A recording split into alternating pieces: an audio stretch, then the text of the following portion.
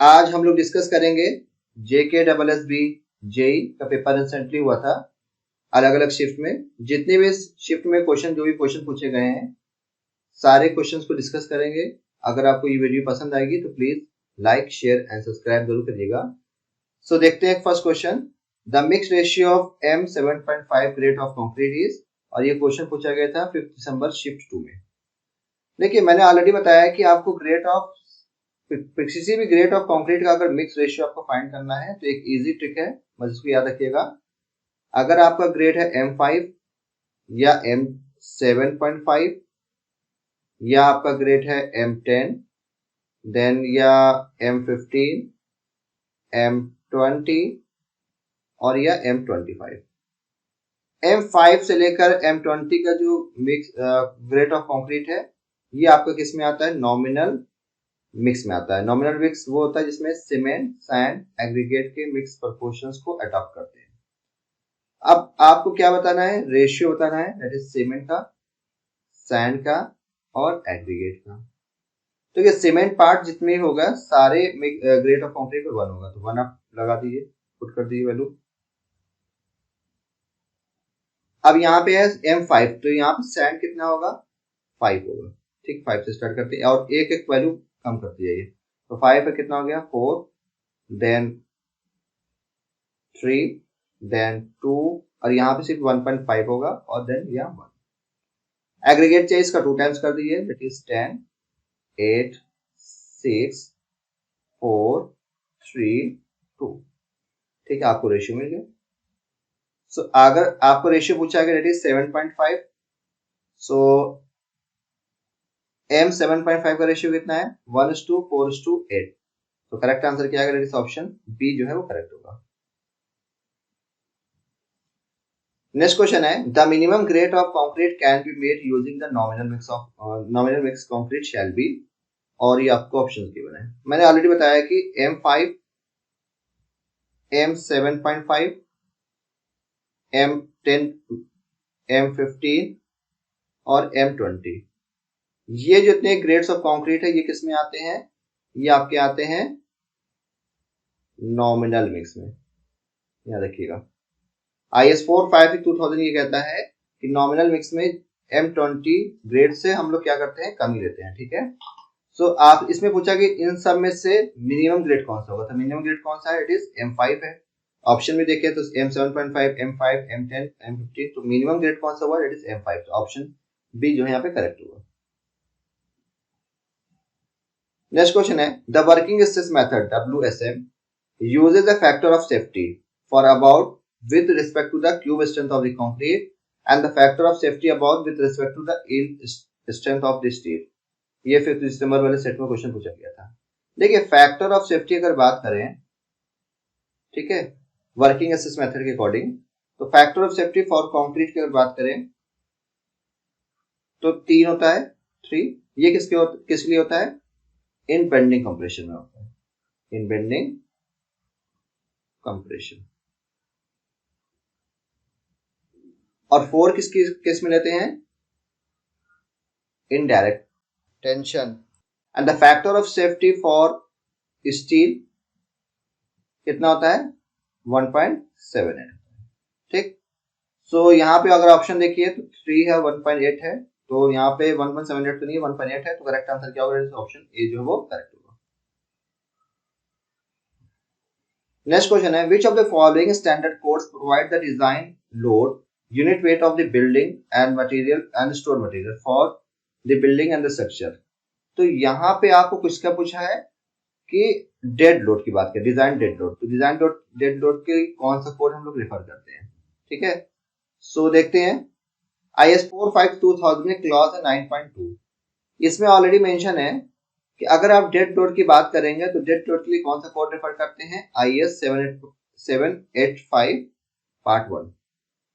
ठीक, अगर आप इम्पोज लोड की बात करेंगे तो पार्ट 2 की बात करेंगे।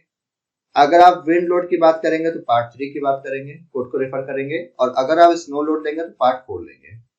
अगर अर्थक्वेक फोर्सेस को कंसीडर करना है तो उसके लिए कैलकुलेशन किस कोड से करते हैं? IS 1893। ठीक है, तो यहाँ पर डेड लोड की बात किया है तो कौन सा रेफर करेंगे? IS 785 part 1। तो करेक्ट आंसर क्या होगा? दैट इज ऑप्शन बी जो करेक्ट होगा। नेक्स्ट क्वेश्चन है which of the following standard codes provide the impose load for the building and the structures. ये 6 दिसंबर वाले सेट में क्वेश्चन पूछा गया था। ऑलरेडी हमने बता चुके हैं कि इम्पोज लोड के लिए कौन सा कोड रेफर करते हैं? IS 875 part 2। ठीक, डेड लोड के लिए पार्ट 1, डेड इम्पोज लोड के लिए पार्ट 2, विंड के लिए पार्ट 3, स्नो लोड के लिए पार्ट 4। ठीक है, तो करेक्ट आंसर क्या आएगा? ऑप्शन ए जो यहाँ पे करेक्ट होगा। इस तरह नेक्स्ट क्वेश्चन है, देखिए लोड पर अलग अलग सेट में क्वेश्चन सारे सेट्स में आए हुए हैं। ठीक है, तो which of the following standard codes provide the design snow load for the building structure. तो स्नो लोड के लिए कौन सा कोड होता है? I8785 part 4। तो करेक्ट आंसर क्या आएगा? ऑप्शन डी जो है वो करेक्ट होगा। नेक्स्ट क्वेश्चन है the assume short term elastic modulus of elasticity of the concrete can be calculated. ये 6 दिसंबर वाले सेट में क्वेश्चन पूछा गया था और ये ऑलरेडी बहुत से एग्जाम में क्वेश्चन पूछा गया। यूपीएससी ए 2007, 3 जेपीपीएससी ए 2013, सारे अलग क्वेश्चन सारे अलग अलग एग्जाम में क्वेश्चन पूछा जा चुका है। तो अगर शॉर्ट टर्म मॉडुलस इलास्टिसिटी की बात करें तो क्या होता है? That is EC is equal to 5000 under root FCK। ठीक, ऑलरेडी कोड IS 452 में मेंशन है। ठीक है, कि शॉर्ट टर्म मॉडुलस इलास्टिसिटी क्या होता है? That is EC that is 5000 under root FCK, where FCK क्या होता है? That is characteristic compressive strength of the concrete at 28 days in newton per metre square. और ये भी याद रखिएगा जो एक्चुअल वैल्यू जो आएगी वो डिफर कर सकती है plus minus 20% from the values obtain from the above equation. अगर आप एक इक्वेशन से वैल्यू निकालें और एक्चुअल निकालें, दोनों का डिफरेंस जो है प्लस माइनस 20% तक हो सकता है। ठीक है, तो करेक्ट आंसर क्या है? दैट इज ऑप्शन ए जो है वो करेक्ट होगा। नेक्स्ट क्वेश्चन है the in the limited state method the maximum strain in tension reinforcement in the section at failure shall not be less than 6 दिसंबर में question पूछा गया है। देखिए अगर आप बीम की बात करें, सिंगल रेनफोर्स बीम, यहाँ पे अगर विड्थ ऑफ द बीम हमने मान लिया B एंड इफेक्टिव डेप्थ आपने मान लिया इट इज स्मॉल d। ठीक, ये आपका स्ट्रेन डायग्राम है। ठीक है, maximum strain in the concrete at the outer most compression fibre कितनी होती है? That is 0.0035।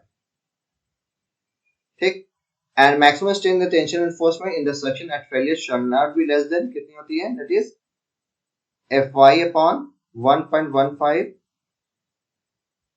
ES plus 0.002. This one is 0.002. ठीक, और इसको ऐसे भी लिख सकते हैं, that is 0. इस फॉर्मूले को ऐसे भी लिख सकते हैं, that is 0.87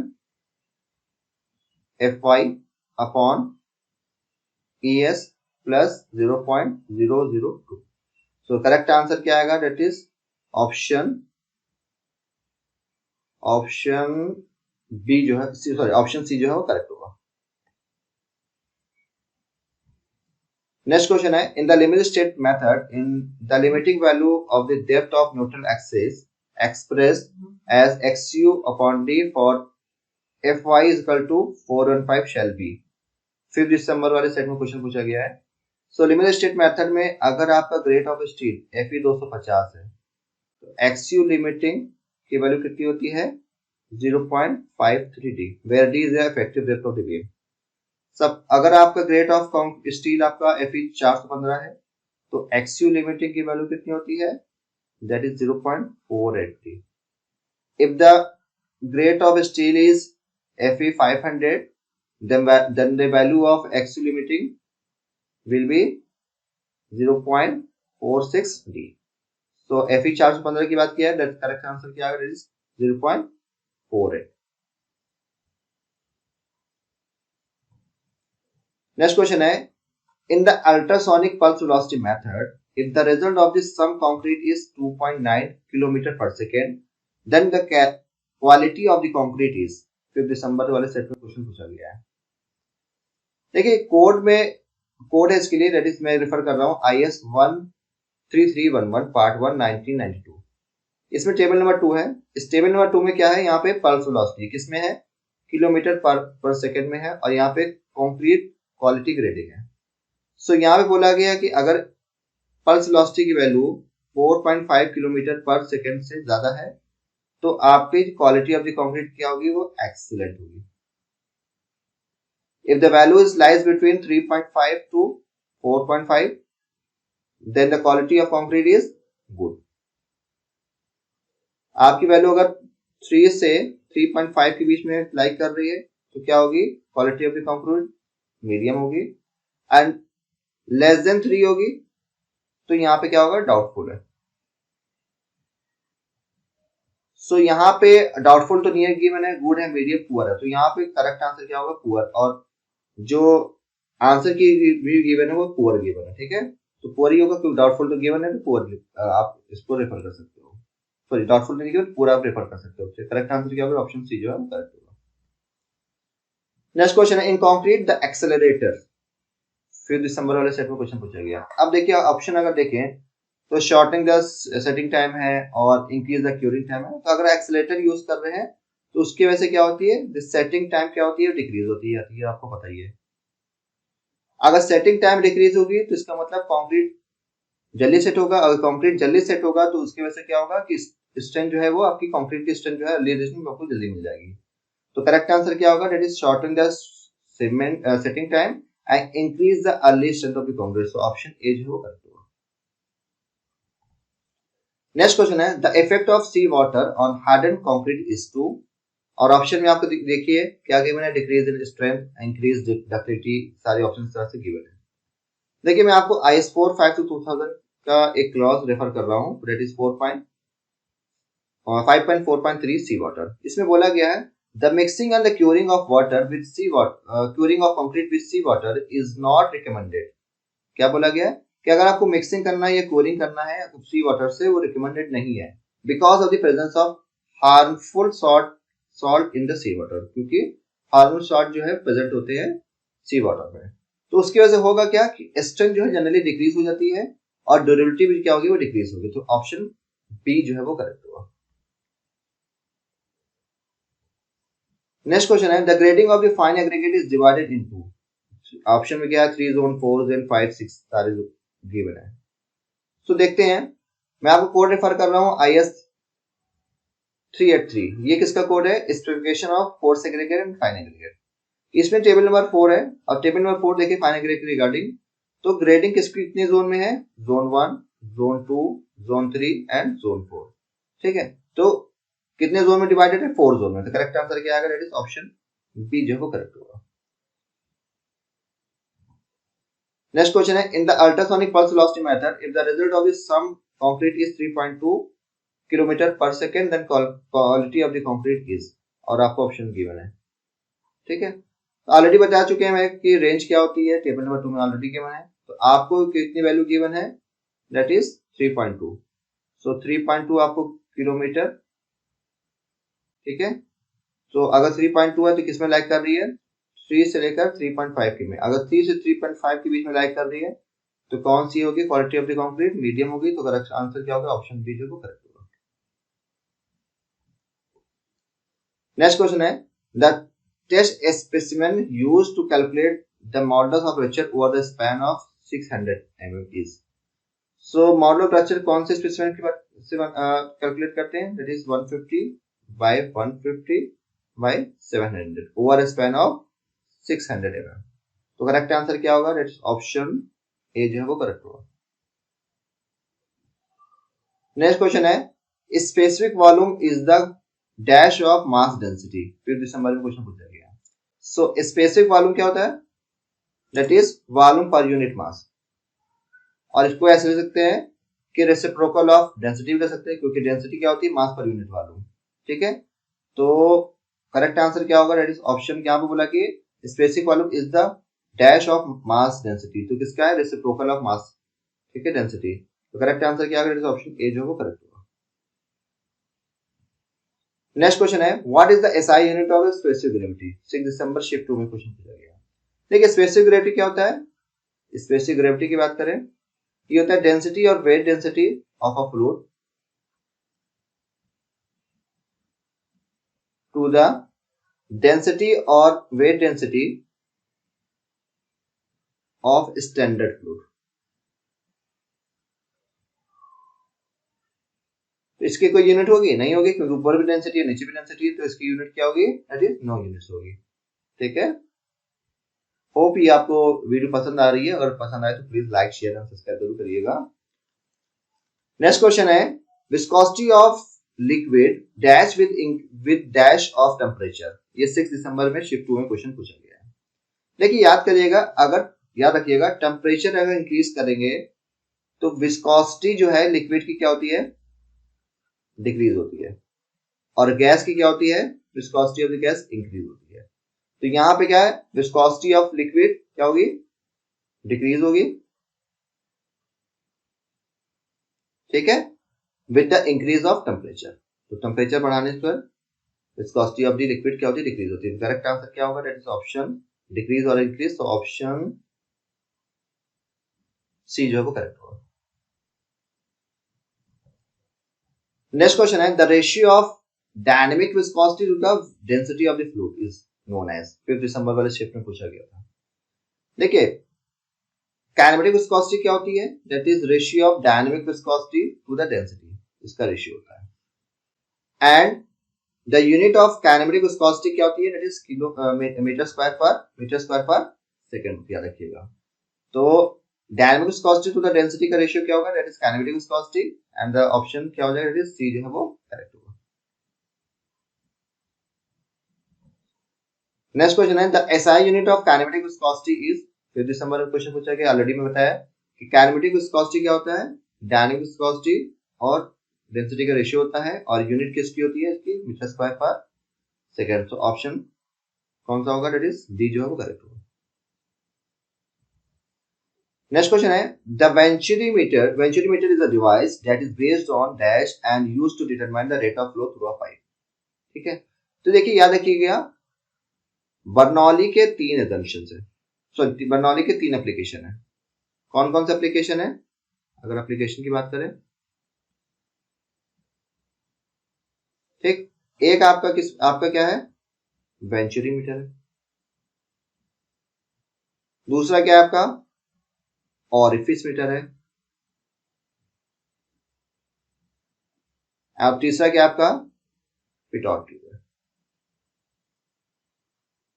इसमें वेंचुरीमीटर और ऑरिफिस मीटर यूज होता है to measure the rate of flow to measure the rate of flow of a fluid through a pipe. और पिटोट टिप किसके लिए होता है, to measure the velocity of a fluid through a pipe. ठीक है, सो यहाँ पे किस पे बेस्ड होता है, बर्नौली बेस्ड होता है। तो ऑप्शन ए जो है वो करेक्ट होगा। नेक्स्ट क्वेश्चन है the intensity of the pressure for fluid at rest is equal in all directions. तो इस the pressure of intensity of pressure of a fluid at rest is equal in all direction, that is px equal to py equal to that is pz। ठीक है, अगर pressure intensity जो है वो all direction में equal है तो ये कौन सा लॉ होता है, ये आपका कौन सा लॉ होता है, पास्कल लॉ होता है। ठीक है, तो करेक्ट आंसर क्या होगा, दैट इज ऑप्शन ए जो करेक्ट। नेक्स्ट क्वेश्चन है if the Reynolds number is more than 2000 the flow is called turbulent, transitional, laminar, none of this. देखिए यहाँ पे कौन सा फ्लो है मेंशन नहीं है कि पाइप फ्लो है या ओपन चैनल फ्लो है। तो याद रखिएगा अगर हम पाइप फ्लो की बात करें, ठीक है, if the Renault number is less than 2000 the flow is laminar. If the Renault number lies between 2000 and 4000 the flow is transition. And if the Renault number is greater than 4000 the flow is turbulent. In case of अगर बात करें in case of open channel flow, इसमें अगर Renault number की value less than 500 है तो flow क्या होता है आपका, लेमिनार होता है। रिनॉल्ट नंबर की वैल्यू अगर 2000 से ज्यादा है तो फ्लो आपका टर्बुलेंट होता है। And the Reynolds number lies between 500 to 2000 के बीच में होगी तो फ्लो आपका क्या होता है, ट्रांजिशन फ्लो होता है। ठीक, ट्रांजिशनल फ्लो। यहाँ पे मोर देन 2000 है तो मोर देन 2000 है, डेट इज क्या हो जाएगा आपका, टर्बुलेंट होगा। तो करेक्ट आंसर क्या होगा, डेट इज ऑप्शन ए जो है करेक्ट होगा। नेक्स्ट क्वेश्चन है the ratio of inertia force to gravitational force is called. तो देखिए याद रखिएगा, रेनॉल्ट नंबर क्या होता है, आर ई। ये क्या होता है, inertia force upon viscous force का रेशियो होता है। फ्रॉड नंबर क्या होता है, एफ आर से रिप्रेजेंट करते हैं। ये होता है square root of inertia force to gravitational force का रेशियो। और यूलर की बात करें, इसका रिप्रेजेंट करते हैं यू से। ये होता है square root of inertia force upon pressure force. ठीक, तो यहाँ पे inertia force to gravitational force क्या रहा है, तो करेक्ट आंसर क्या है, फ्रॉड नंबर। तो ऑप्शन बी जो करेक्ट होगा। नेक्स्ट क्वेश्चन है when the flow then the Froude number is less than 1 the flow is called. देखिए याद रखिएगा, फ्रॉड नंबर की value that is F R is less than 1 तो इसको बोलते हैं आपका सब क्रिटिकल फ्लो। या इसको ऐसे, या इसको इस नाम से या इसको इस नाम से भी बोला जाता है tranquil flow. If the Froude number is equal to 1 then the flow is called critical flow, and if the fraud number is greater than 1 then flow is called supercritical or torrential, या इसको shooting flow भी बोलते हैं। तो यहाँ पे ट्रांसक्वेल की बात कर रहा है, ये आपका that is fraud number is less than 1 होगा। क्रिटिकल अगर किस केस की होता है, जब Froude number is equal to 1। And torrential क्या होता है, तो फ्रॉड नंबर 1 से ज्यादा होती है। तो करेक्ट आंसर क्या है, ऑप्शन ए जो है वो करेक्ट होगा। नेक्स्ट क्वेश्चन है the ratio of the actual discharge from an orifice to the theoretical discharge from the orifice is known as. और ये 6 दिसंबर में क्वेश्चन पूछा गया है। तो ratio of actual discharge that is Q actual upon Q theoretical का ratio होता है, उसको बोलते हैं कोफिशिएंट ऑफ डिस्चार्ज बोलते हैं। And the value of coefficient discharge किसमें होती है, ये वैरी करती है, दैट इज 0.61 से लेकर 0.65 के बीच में होती है। या इसको अडॉप्ट करते हैं, दैट इज सीडी की वैल्यू 0.62 लेते हैं। सो यहाँ पे करेक्ट आंसर क्या होगा, that is coefficient of discharge, that is a जो है वो करेक्ट होगा।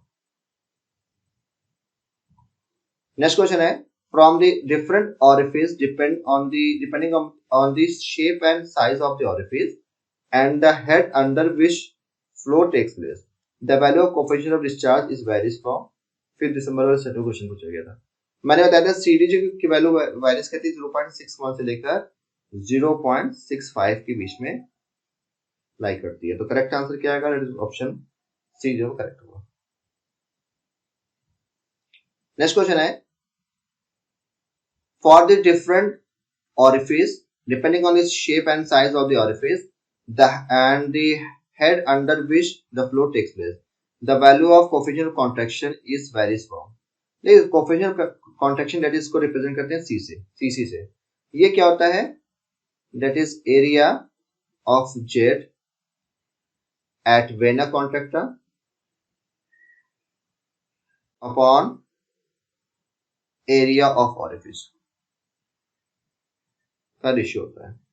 एंड सीसी की वैल्यू लाई करती है 0.61 से लेकर 0.69। और ये इसको जनरली जो सीसी की वैल्यू रहती है 0.64 लेते हैं। तो यहाँ पे करेक्ट आंसर क्या है, ऑप्शन बी जो करेक्ट होगा, 0.61 से लेकर 0.69। सो ऑप्शन बी जो करेक्ट। नेक्स्ट क्वेश्चन है, इसी तरह क्वेश्चन है अलग अलग सेट में क्वेश्चन इसी तरह आए थे, बट कहीं सीडी पूछ लिया, कहीं सीसी पूछ लिया, कहीं सीवी पूछ लिया। यहाँ पे सीवी पूछ रहा है कि वैल्यू लाई करेगी। देखिए सीवी क्या होता है, कोएफिशिएंट ऑफ वेलोसिटी। ये क्या होता है कि वेलोसिटी जो है एक्चुअल वेलोसिटी और या थ्योरेटिकल वेलोसिटी का रेशियो होता है। और सीवी की वैल्यू लाई करती है 0.95 से लेकर 0.99 के बीच में। और यह सीबी की जनरली वैल्यू लेते हैं 0.98 भी लेते हैं। ठीक है, तो करेक्ट आंसर क्या करें, तो ऑप्शन सी जो है, सॉरी ऑप्शन ए जो है वो करेक्ट होगा। नेक्स्ट क्वेश्चन है the value of actual velocity of a jet of liquid at बाइनर contracta to the theoretical velocity. Already मैंने बता चुका हूं कि सीवी क्या होता है, एक्चुअल वेलोसिटी और थ्योरेटिकल वेलोसिटी का रेशियो होता है, और ठीक है, और सीवी क्या होता है, that is coefficient of velocity होता है। तो ऑप्शन सी जो है वो करेक्ट होगा। नेक्स्ट क्वेश्चन है which type of metre is used for measuring the gauge pressure. Gauge pressure के लिए कौन सा मीटर यूज करते हैं, याद रखिएगा पीजोमीटर। तो करेक्ट आंसर क्या होगा, ऑप्शन सी जो है वो करेक्ट होगा। नेक्स्ट क्वेश्चन है how many types of rain gauges. Option, और ये क्वेश्चन पूछेगा 6 दिसंबर वाले सेट में क्वेश्चन पूछा गया था। ठीक है, रेन गेजेस दो टाइप के होते हैं, एक रिकॉर्डिंग होता है, रिकॉर्डिंग टाइप रेन गेजेस होता है, और दूसरा होता है नॉन रिकॉर्डिंग। तो कितने टाइप के रेन गेजेस होते हैं, टू टाइप्स के होते हैं mainly, that is recording and non recording. ठीक है, तो करेक्ट आंसर क्या है, ऑप्शन बी जो है वो करेक्ट होगा। थैंक यू, होप ये वीडियो आपको पसंद आएगी। अगर पसंद है तो please like share and subscribe जरूर करिएगा, और इसके जो और भी क्वेश्चंस अभी रह गए हैं उनको भी हम सॉल्व करेंगे। सो आने वाली नेक्स्ट वीडियो को जरूर देखिएगा। Thank you so much.